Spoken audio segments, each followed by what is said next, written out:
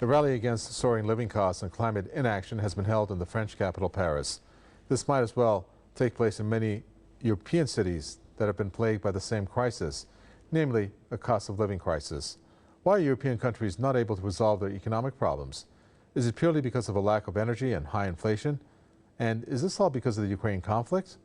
Well, in this edition of the Spotlight, we will dig deep to see if European politicians, like the ones in France, are prepared to make sacrifices for their citizens and not just follow the U.S. lead.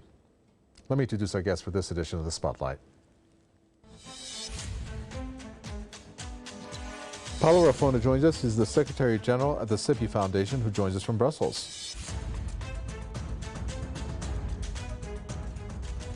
Also joining us, George Samioli, Senior Research Fellow at the Global Policy Institute of the London Metropolitan University, who joins us from Budapest. Gentlemen, welcome to you both. I'll first start with you, Paolo Raffona. Looking at what has happened in France, you're looking at, first of all, the protests, which the really huge, it was a huge protest. 140,000 is the tally they showed, that people came out and they basically marched against what was called the rising cost of living and government inaction against climate change. If you saw the protests, what do you think? And what do you think about the two causes that they came out for?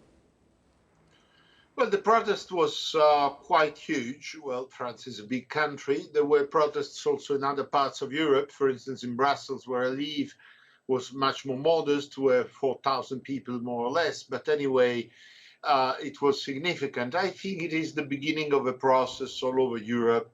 People are tired of leaders who are supporting on the humanitarian ground a country that has been aggressed, but on the other side, they are destroying the daily life of people in Europe, and huge amounts of money are diverted towards the war issues, even if it is for humanitarian reasons, but it is not only, as we know, it's for armaments as well.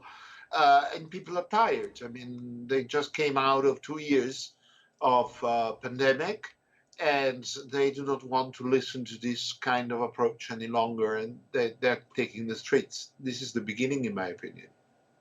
George Samioli, is this the beginning? I think so. The cold weather will soon be hitting Europe. It's still been relatively mild, but it's obviously coming very soon. And already we've seen the soaring energy prices throughout Europe. People are unable to pay their bills, their electricity bills, their gas bills. And given also the enormous pressure coming from rising inflation, you've got a truly powerful, explosive mix. And once people suddenly start feeling cold and they're feeling hungry, and if, as is likely, a recession is also coming, that means they're also going to be out of work and out of money, then there is going to be a very, very bitter winter. I'm curious, Paolo Raffona, if the politicians, if the ones who are in the governments, who are in power, are looking at these protests, and I'm wondering what they're thinking. I mean, do you think that they're looking at it, and are they going to come out with any kind of explanation as to what they should prepare the general public for? Well, they're trying to say half sentences, but in fact, people do not trust them any longer. All of them. I mean, in all countries and at European level. I mean, the way they've been handling the pandemic before and now the issue of this war has demonstrated their incapacity, and people are really tired of this. Now, how this will materialize, in which political form or social form, is difficult to say. There will be more protests, as the other colleague was saying, because of the conditions of living which are deteriorating, and the more it will be in the coming months. So how this will materialize in political terms is difficult to say, but certainly people are discouraged, upset, and disenchanted. And this is not a good mix. The protests that occurred in France, George Samioli, it's interesting that one of the major reasons for it was what they call the climate crisis. I'm just curious how much that really holds in the bigger picture when we're looking at European governments talking about gas rationing, electricity blackouts. I mean, green energy, if you have an electric car, how can you even pump it with, I shouldn't say pump it, charge it with electricity when you can't afford to pay the bill, electric bill? I agree with you. I think the current energy crisis obviously has been brought on in part by the sanctions policy that was directed at Russia, and then Russia retaliating by essentially cutting off gas for Europe. But it's actually long-standing, and I think it's come about because the countries of Europe have for years not invested enough in fossil fuels.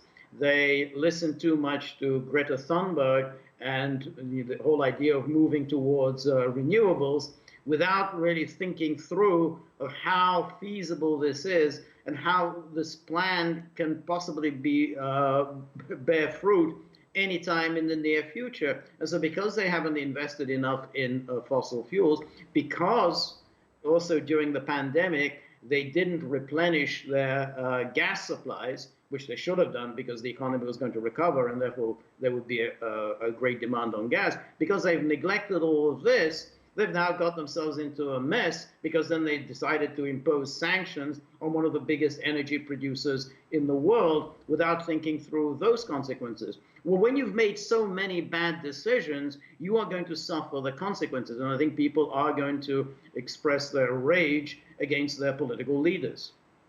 So since you're talking about Russia there in terms of being obviously a gas producer, Paolo Raffone, I don't think it's the best route to go at this point, given what we've seen so far, for the U.S. leading European countries into having this war drag on against Russia, which is I think it's the number 2 producer or number 1 producer, and then U.S. getting into a spat with Saudi Arabia, the number 2 producer.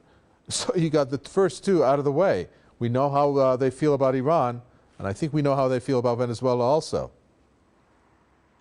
Well, definitely the nonsensical management of this crisis by the United States has only one scope, or it looks like having one scope, that is destroying Europe. And which is a nonsensical scope as well, because if they destroy Europe, they lose the best friend that they had in the world and also the best ally they had. So I simply cannot understand what Americans are up to. Do they really think they can continue governing the world in a unipolar way, imposing their rule everywhere? Or it would be better, as I would suggest, to find a common ground with some kind of compromise with the different types of powers which are not emerging, they are existing. So it's time to wake up and to see the reality. Who has to wake up? Are you referring to the Europeans? Europeans and United States, both. Well, George Samaeli, why aren't the Europeans waking up? I mean, first of all, they've come out, both France and Germany, the French, recently, just days ago, the French economy minister, Bruno Le Maire, saying, wait a minute, the U.S. is making out big time, profiting off the gas sales to Europe.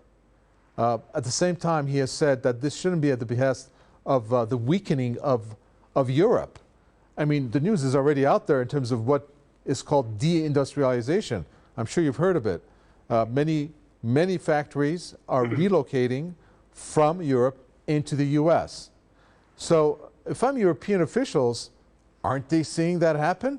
I mean, at this point, they should say, wait a minute, they're selling us gas, making us huge profits, they're selling us weapons. It seems like the U.S. is not really investing in the war, but the Europeans are somewhat paying for it. Well, that's exactly right. And that's obviously been the case really from the beginning. It was the United States from the start that has instigated this war. It has pushed Ukraine into taking extreme positions that was bound to cause deep anxiety among Russia, and then when Russia issued warning after warning that you're crossing a red line, the Americans continued to push Ukraine. And it should have been obvious even then to the Europeans, who were by no means that enthusiastic about the idea of bringing Ukraine into NATO. It should have been obvious to them that this war will benefit the United States and Europe not at all. And so Europe was kind of pushed into this confrontation, but the United States, which is of course a big energy producer of its own, United States could cope with it, but Europe doesn't produce energy, or at least not very much energy, and Europe was going to be in the front line. And so for the French now to say, and the Germans as well, oh, the Americans are making out like bandits on liquefied natural gas. Yeah, well, that should have been obvious that was always the plan. I mean, the Americans were pushing the Germans already years ago under President Trump to cancel Nord Stream 2. And the Germans went along with it, even though Nord Stream 2 was clearly benefiting the German economy. And by essentially canceling it, Germany has essentially shot itself in the foot. So, you know, it's an unfortunate fact that the Europeans have not shown the kind of leadership that previous generations of European leaders, such as Charles de Gaulle, Willy Brandt, Helmut Schmidt, Helmut Kohl, had shown when they defied the Americans, because this is a long-standing issue about Europe getting its energy from Russia, before that with the Soviet Union. The Americans have always tried to thwart this, but European leaders used to have the gumption and the guts to stand up to the United States, but no longer, unfortunately. Try to break that down for us, Paolo Raffone, if they don't have the willpower to stand up, or the guts to stand up to the U.S. What does that exactly mean? I mean, their citizens are suffering and they're losing money. So tell us what that means. Why can't they do that? Why they can do that? Because the economic and financial system that has been imposed worldwide and in Europe in particular over the past 30 years has created a bunch of yes men educated in the same schools with the same set of mind.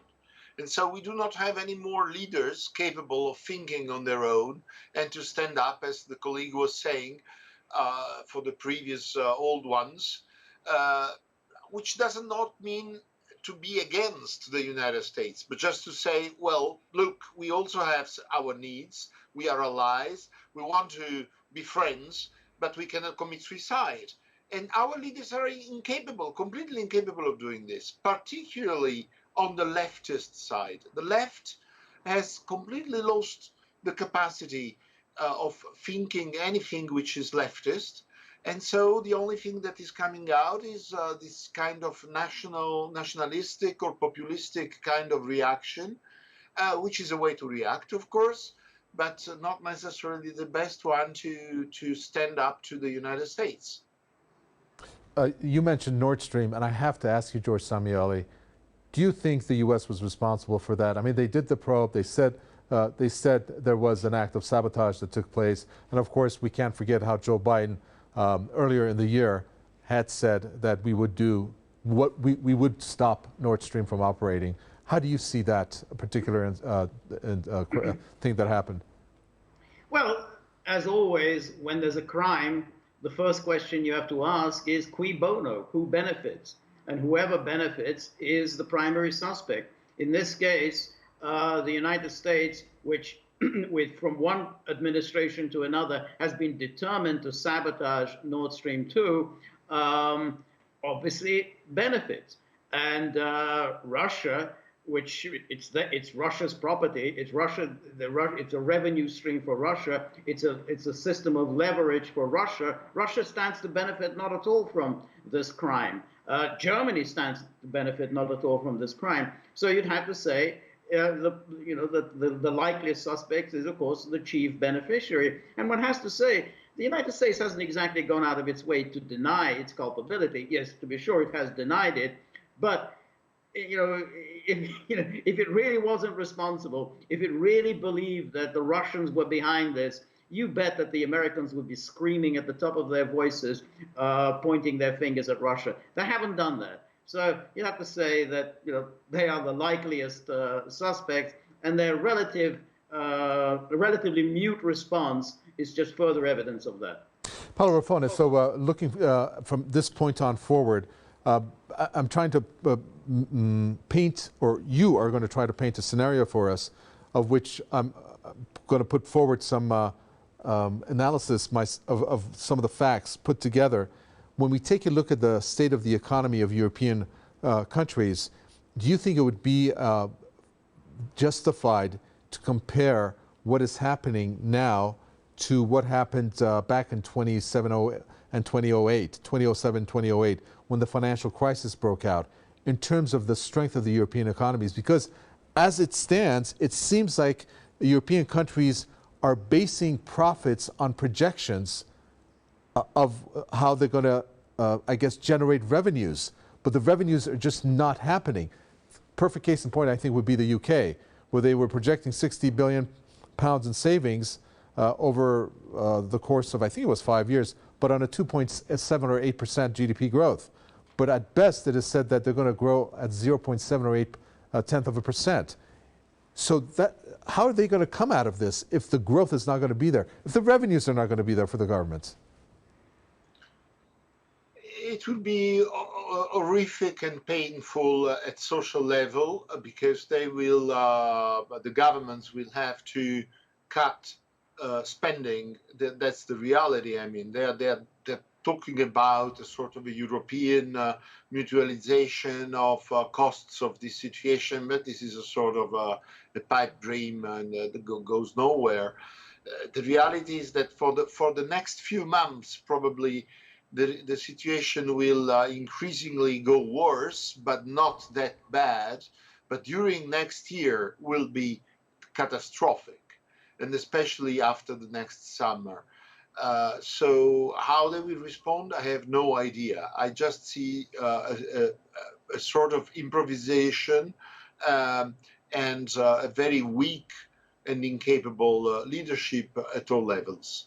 Mm-hmm. George Samueli, looking forward, if we are to see the disintegration of these economies in one way or another, because at this point it's a somewhat blanket application that we can make on European countries, if you agree, then we are looking at the Eurozone on very shaky grounds, not that it was on solid grounds before. Do you see this, what's the worst case scenario you see coming up if Europe continues down this track?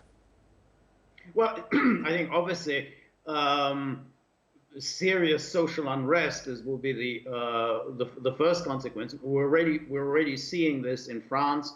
You know, there were these big demonstrations today, but there's also a big strike. There's going to be more and more of these strikes, because when you have inflation, then people are continually taking pay cuts, and then people obviously respond very badly to pay cuts. But there's obviously going to be serious social crises at the economic heart of Europe, which is Germany, because Germany powers the European economy. And if German industry will have to start laying people off, if German industry is going to start having to close down factories, industrial plants, moving their factories out of Germany into the United States, then you're really going to have a problem, because the one thing that the Germans have been very proud of since 1945 has been their economy, the fact that they produce high-quality goods that have absolute extraordinary reputation throughout the world. And if they can't produce that anymore, if they become an economic basket case, the kind of basket case such as Greece that the Germans tend to mock, then you're going to see a real distress. And when the Germans get distressed, then really serious consequences. So if we were to take a look, Paolo Raffone, at the suggestion that the U.S. maybe has this intention, which is, we don't know for sure, but we're seeing that happen in Europe, where out of Germany, for example, companies, or factories, I should say, are relocating to the U.S., even though the U.S. and I think Europe, or European Union, has about $5 trillion in trade between the two. Are we looking at the U.S. really moving forward with that intention in mind when it comes to Europe, where at the end it's going to reap the benefits, but at the cost of Europe? In part, it is like this. I mean, certainly the neocon group, which is, as you know, transversal between the two main parties in the US, which is at the origin of all this dramatic crisis in Europe, has this in mind. I mean, to have Germany pay and Europe continue to pay, because finally Europe has a huge amount of money saved and not invested. So they want to transfer this money in the US, which is now printing new money but without savings. So this is certainly their idea. But now, the neocons, will they survive after the 8th of November? This is a question mark, because what will happen probably is that they will be decimated, and a totally different policy will be shaped in the United States. We will see what happens. But certainly what we have seen done by the Democrats and Biden so far will not continue after November. I mean, there will be necessarily a change, at least in one part of the Congress, but probably in both. So if this happens, there will be a U-turn also in the United States in terms of policy, and the neocons may be marginalized in some way or another. All right, last question. I'm going to have to get a reaction from you, George Samioli, because it has taken social media by storm. And that is when the EU Foreign Policy Chief, Josep Borrell, said, Europe is a garden and the rest of the world is a jungle, where he said the jungle could invade the garden and that the gardeners have to go to the jungle to protect the garden.